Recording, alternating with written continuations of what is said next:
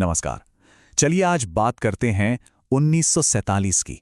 उस साल की जब भारत की कहानी हमेशा के लिए बदल गई। ये एक ऐसी कहानी है जिसमें एक भयानक त्रासदी और एक उतना ही अविश्वसनीय चमत्कार दोनों एक ही वक्त पर हो रहे थे। जरा सोचिए, साल है 1947, दिल्ली का एक बंद कमरा। अंदर एक अंग्रेज वकील है जिसने अपनी जिंदगी में कभी भारत देखा तक नहीं, और वो एक नक्शे पर पेंसिल से सिर्फ एक लकीर खींच रहा है।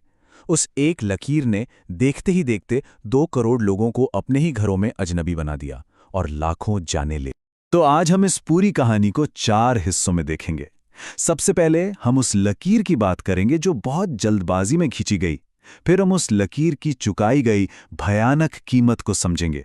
इसके बाद हम अंधेरे में एक उम्मीद की किरण यानी कलकत्ता के चमत्कार को देखेंगे, और आखिर में एक बिखरे हुए देश को जोड़ने के उस नामुमकिन से लगने वाले मिशन को जानेंगे। तो शुरू करते हैं पहले हिस्से से। देखिए, दूसरे विश्व युद्ध के बाद ब्रिटेन की हालत खस्ता थी। वो भारत को जल्द से जल्द छोड़कर निकलना चाहते थे, और इसी जल्दबाजी में भारत को बांटने का ये विशाल काम एक ऐसे आदमी को सौंपा गया जिसके पास ना तो वक्त था और ना ही भारत की कोई समझ। 3 जून को माउंटबैटन ने ऐलान किया कि अंग्रेज जा रहे हैं, और सर रैडक्लिफ भारत पहुंचे 8 जुलाई को। अब आप अंदाजा लगाइए, उन्हें भारत और पाकिस्तान के बीच हजारों किलोमीटर लंबी सीमा खींचने के लिए कितना वक्त मिला? सिर्फ 5 हफ्ते। जी हां, एक ऐसा काम जिसके लिए शायद सालों लग जाते, उसे सिर्फ 5 हफ्तों में पूरा करने का दबाव था। अब सबसे हैरान करने वाली बात तो यह है कि रैडक्लिफ को इस काम के लिए चुना ही क्यों गया? वो एक काबिल वकील जरूर थे, पर उन्होंने भारत में कभी कदम तक नहीं रखा था। उन्हें यह भी नहीं पता था कि पंजाब और बंगाल नक्शे पर हैं कहां।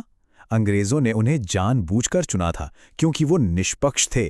मतलब वो भारत के बारे में कुछ जानते ही नहीं थे, तो किसी का पक्ष कैसे लेते? रैडक्लिफ के सामने सबसे बड़ा सिरदर्द थे 2 शहर, कलकत्ता और लाहौर। कलकत्ता में हिंदू आबादी ज्यादा थी, तो वो भारत को मिल गया। लेकिन लाहौर का मामला बहुत पेचीदा था। वहां मुस्लिम आबादी थोड़ी ही ज्यादा थी, लेकिन शहर की पूरी अर्थव्यवस्था हिंदुओं और सिखों के हाथ में थी। आखिर में रैडक्लिफ ने लाहौर पाकिस्तान को दे दिया, ताकि उस नए देश के पास कम से कम एक बड़ा शहर तो हो। चलिए, अब कहानी के दूसरे हिस्से पर आते हैं और देखते हैं कि नक्शे पर खींची उस एक लकीर ने असल में जमीन पर क्या कीमत वसूली। बंटवारा सिर्फ जमीन का नहीं हो रहा था, ये तो मतलब एक अजीब ही स्तर पर पहुंच गया था। हर सरकारी चीज को बांटा जा रहा था, एक एक फाइल, एक एक कुर्सी, यहां तक कि टाइपराइटर भी। एक किस्सा तो ये भी है कि बंगाल सरकार की मंगाई हुई 60 बत्तखों पर भी बहस हुई कि उन्हें कैसे बांटा जाए। और यही कहानी में एक बहुत बड़ा ट्विस्ट आता है। माउंटबैटन ने यह फैसला किया कि बंटवारे की लाइन का ऐलान आज़ादी के 2 दिन बाद यानी 17 अगस्त को किया जाएगा। वो नहीं चाहते थे कि 15 अगस्त के जश्न पर हिंसा का साया पड़े। इसका मतलब यह हुआ कि 15 अगस्त को जब लोग आज़ादी का जश्न मना रहे थे, करोड़ों लोगों को यह पता तक नहीं था कि उनका घर, उनका खेत, उनका गांव भारत में है या पाकिस्तान में। और फिर जब 17 अगस्त को यह ऐलान हुआ, तो जो हुआ, खासकर पंजाब में, वो इंसानी इतिहास का सबसे बड़ा और सबसे तेज माइग्रेशन था। करीब 1 करोड़ लोग, 50 लाख हिंदू और सिख पाकिस्तान से भारत की तरफ भागे और 50 लाख मुसलमान भारत से पाकिस्तान की तरफ। इस पलायन की सबसे खौफनाक तस्वीर थीं घोस्ट ट्रेन्स या भूतिया ट्रेनें। ये वो ट्रेनें थीं जो एक तरफ से लोगों से भरकर निकलती थीं और जब सीमा के दूसरी तरफ पहुंचती थीं तो उनमें सिर्फ लाशें होती थीं। ऐसी ही एक ट्रेन पर लिखा हुआ मिला, ये ट्रेन नेहरू और पटेल के लिए हमारी आज़ादी का तोहफा है। ये बंटवारे की हिंसा का सबसे क्रूर सच था। लेकिन इस भयानक अंधेरे और मायूसी के बीच उम्मीद की एक किरण भी थी। अब हम चलते हैं कलकत्ता, जहां एक अकेले आदमी ने वो कर दिखाया जो 55,000 की फौज नहीं कर पाई थी। दोनों जगहों के हालात में जमीन आसमान का फर्क था। एक तरफ पंजाब में शांति कायम करने के लिए 55,000 सैनिकों की बाउंड्री फोर्स थी जो पूरी तरह नाकाम रही, और दूसरी तरफ कलकत्ता में थे अकेले महात्मा गांधी, जिन्हें माउंटबैटन ने मजाक में 1 मैन बाउंड्री फोर्स कहा था।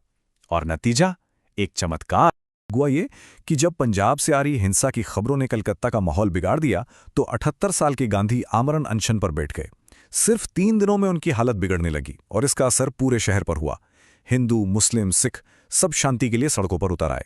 यहां तक कि दंगों के बड़े बड़े नेता अपने हथियार लेकर आए और गांधी जी के कदमों में रख दिए। और 73 घंटों के बाद जब शहर में शांति लौट आई तब उन्होंने अपना अनशन तोड़ा। अब कहानी के आखिरी और शायद उतने ही जरूरी हिस्से पर चलते हैं। बंटवारे की त्रासदी के साथ साथ 1947 में एक और बहुत बड़ी चुनौती मुंह बाए खड़ी थी, और वो थी भारत की रियासतों को एक करना। अंग्रेजों के जाने के बाद भारत में 565 छोटी बड़ी रियासतें थीं।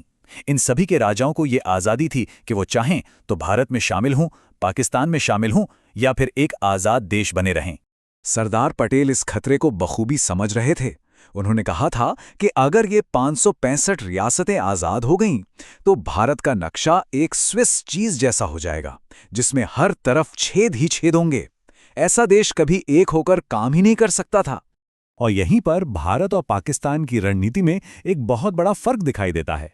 भारत ने बड़ी होशियारी से माउंटबेटन को अपना पहला गवर्नर जनरल बनाए रखा, ताकि उनके शाही रुतबे का इस्तेमाल राजा महाराजाओं को मनाने के लिए किया जा सके।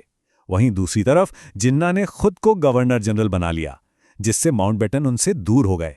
ये काम कितना मुश्किल और तनाव भरा था, इसका एक किस्सा जोधपुर से जुड़ा है। जोधपुर के महाराजा तो लगभग पाकिस्तान में शामिल होने का मन बना चुके थे। जब वीपी मेनन और माउंटबेटन ने दखल दिया तो महाराजा ने भारत में विलय के कागज पर साइन तो कर दिया, लेकिन फौरन बाद उन्होंने वीपी मेनन पर अपनी पिस्तौल तान दी।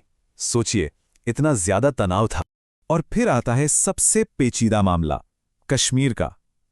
महाराजा हरी सिंह एक आज़ाद कश्मीर चाहते थे, लेकिन 24 अक्टूबर को जब पाकिस्तान के समर्थन से कबायलियों ने हमला कर दिया तो उनके पास भारत से मदद मांगने के अलावा कोई चारा नहीं बचा। 26 अक्टूबर को उन्होंने विलय पत्र पर साइन किए और भारतीय सेना श्रीनगर पहुंची। और यहां इतिहास का एक बहुत बड़ा मोड़ है। भारतीय सेना श्रीनगर को सिर्फ इसलिए बचा पाई क्योंकि हमलावर बारामूला शहर में लूटपाट के लिए रुक गए थे। वो कुछ घंटों की देरी, बस उसी ने सब कुछ बदल दिया। तो यही है 1947 की दोहरी कहानी।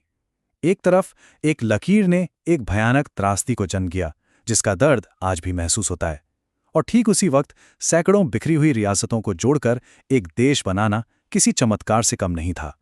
और ये हमें आज के लिए एक बहुत बड़े सवाल के साथ छोड़ जाता है। एक ऐसा देश जो एक ही साथ इतनी बड़ी त्रासदी और इतने बड़े चमत्कार से पैदा हुआ हो, वो आज भी अपनी पहचान बनाने के लिए उन घटनाओं से कैसे जूझ रहा है? ये एक ऐसा सवाल है जिस पर सोचना बहुत जरूरी है।